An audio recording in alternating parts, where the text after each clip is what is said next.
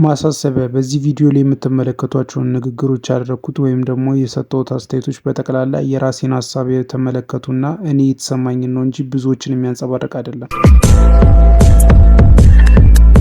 የኢትዮጵያ ኢኮኖሚ የሰው ውሮታና የብዙዎች ጥያቄ ሆነው የአዲስ አበባ ኮሪደር አነጋጋሪ ነገሮች እኛው ቪዲዮ የምናነሳው ማለት ነው። ሁላችንም ከሰሞኑም በቲክቶክ ላይም ሆነ በተለያዩ ሶሻል ሚዲያዎች ላይ እንዲሁም ደግሞ በማህበራዊ ድረገጾች ላይ በከፍተኛ ዙሪያ ስለ ኑሮ ውድነትና ስለ አይኤምኤፍ ጉዳይ ከኢትዮጵያ ጋር ያለውን ግንኙነት በተመለከተ እጅግ በጣም ብዙ ነገሮች ሲባሉ ሰምተናል።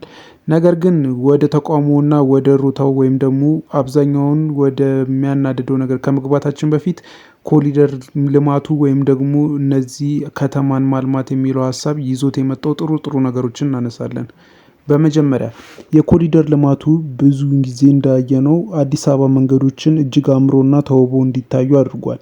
ከሱም በላይ ደግሞ ለረጅም ጊዜ ተረስተው የነበሩ ወንዞችን እንዲሁም ደግሞ እጅግ በጣም ለመጥፋት ተዳርሰው የነበሩ አሳዛኝና ረጅም የልጅነት ትውስታን ያሳለፉበት ወንዞችን ተመልሰው እንዲያንሰራሩና ፍጹም የጸዱና እንዲሁም ለእይታና ለውበት የሚማርኩ እንዲሆኑ አድርጓል። አንድ መካድ የማይቻለው ነገር ድሮ አዲስ አበባ ላይ ወጣ ብሎ ለማሰብ ስትፈልጉ እንኳን ፓርኮችን የመንገድ ላይ ወንበሮችን ጥላ ቦታ እንኳን ማግኘት በማይቻልባት አዲስ አበባ ላይ እጅግ በጣም የሚያማምሩና ዓለም አቀፍ ስታንዳርድ ያላቸውን እጅግ በጣም ውብ ቦታዎችን አበርክቷል። ይህም ይበል የሚያስብል ነው።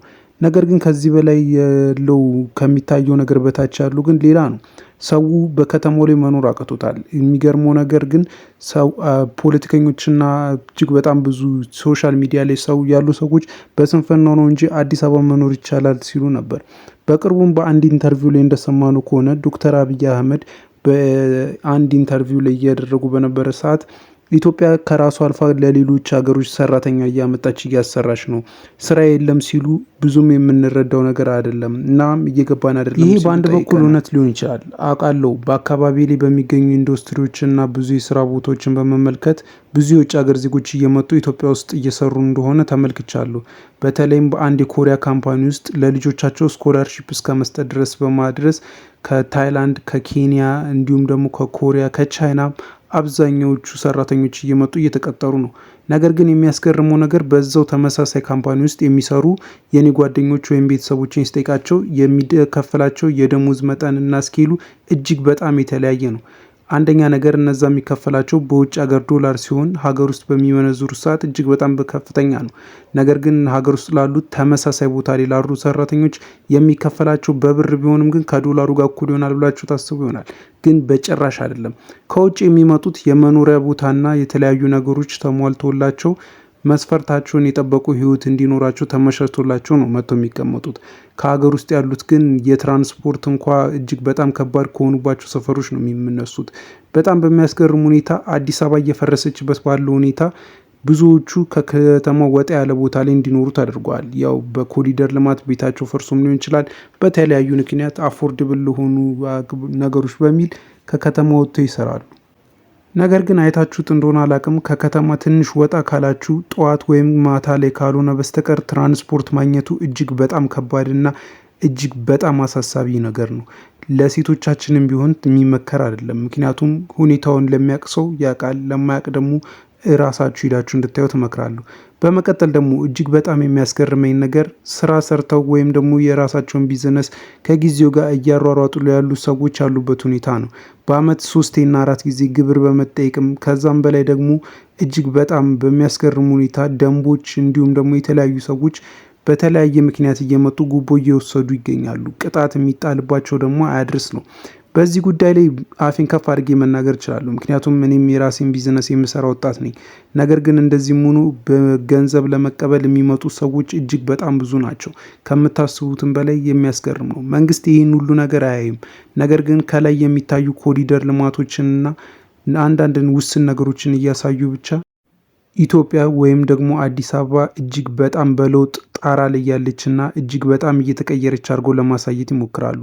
በእርግጥ ሁሉም ተቸግሯል ብዬ ማውራት አልፈልግም። ምክንያቱም አዲስ አበባ መንገዶች ላይ ከ100 ሚሊዮን በላይ የሚወጡ እንኳን መኪኖችን ይዘው የሚሄዱ ሰዎች እንዳሉ መመልከት ችያለሁ። ይሄ የኔ አስተያየት ነው። እናንተ ምን ታስባላችሁ? ህይወታቸውን ለየት ባለ ሁኔታ እንዲመሩ ሰዎች እንዳሉ ሁሉ የሚቸገረው ግን አዲስ አበባ ላይ እጅግ በጣም ይበዛል። ሰዎች በአንድ በኩል ሊገፉት ይሞክራሉ ወይም ደግሞ የአንድ አካባቢ ነገሮች ብቻ አድርጎት ሊያስቡት ይሞክራሉ። ነገር ግን ይሄ ነገር በሁላችንም አካባቢ ያለ ነው። እናንተ ምን ታስባላችሁ? የዚህስ መፍትሄ ምን ያስፈልገዋል ብላችሁ ታምናላችሁ? ነው ወይስ እየተራብን እየተጠማንና በችግር ላይ እየታየን አካባቢው ቢያምር ይሻላል? የሰው ልጅ በለበሰው ነገር ወይም ደግሞ በያዘው ነገር ነው የሚገመተው ወይስ ውስጡ ባለው ነገር? ፈረንጆች ምን ይላሉ? መጽሐፍም በሽፋኑ አይለዩ ይላሉ። አዲስ አበባ ግን እንደዛ እየሆነች አይደለም። እና እናንተ ምን ታስባላችሁ? እኔ እንደሚታየኝ እየለፋ እየደከመ ያለ ህዝብ ነገር ግን መለወጥ ያቃተ ይታየኛል። ነገር ግን ለብዙዎች የሚታያቸው ደግሞ ሱሰኛ ወጣት፣ ምንም መስራት የማይወድ ማህበረሰብ፣ ከጊዜ ጋርና ከቦታ ጋር አብሮ መቀየር የማይችል ነገር ይመስላቸዋል። ነገር ግን ወደ ውጭ ሀገር ሄዳችሁ ብትመለከቱ አብዛኛውን ጊዜ ቦታ ቀይረው በሚኖሩ ሰዓት ሀበሾች ናቸው እጅግ በጣም የሚለወጡት። ነገር ግን በሀገራቸው ላይ እንደዛ እየሆነ አይደለም። ይሄ የሆነበት ሲስተማቲክ የሆነ ችግር ስላለ ነው ወይስ ደካማ ህዝብ የምርም መስራት የማይፈልግ ህዝብ ስላለ ነው ብላችሁ ታምናላችሁ? እናንተ ምንድን ነው እየታያችሁ ያላችሁት? አሁን እየመጣ ያለው ህግ ከኮሪደሩ ጋር እና ከተለያዩ ነገሮች ጋር ብዙ ለውጦቹ አስፈላጊ ናቸው ወይስ አስፈላጊ አይደሉም? ነገር ግን አስፈላጊ እስከሆኑ በምን አይነት አግባብ መሆን የሚለበት ብላችሁ ታምናላችሁ?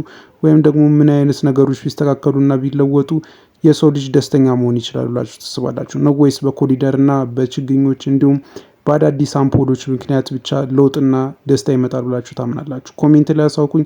ሀሳባችሁን ለማወቅ እጅግ በጣም ጓጓለሁ። አመሰግናለሁ። ይመቻችሁ።